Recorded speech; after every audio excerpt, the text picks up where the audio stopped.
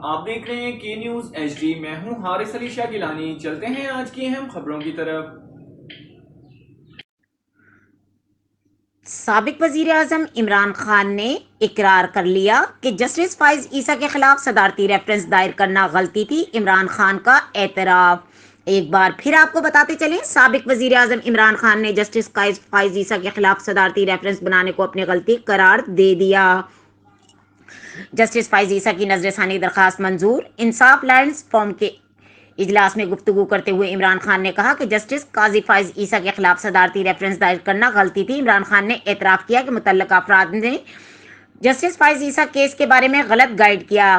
Justice فائز عیسیٰ کے خلاف صدارتی ریفرنس دائر کرنا غلطی تھی۔ عمران خان کا اعتراف۔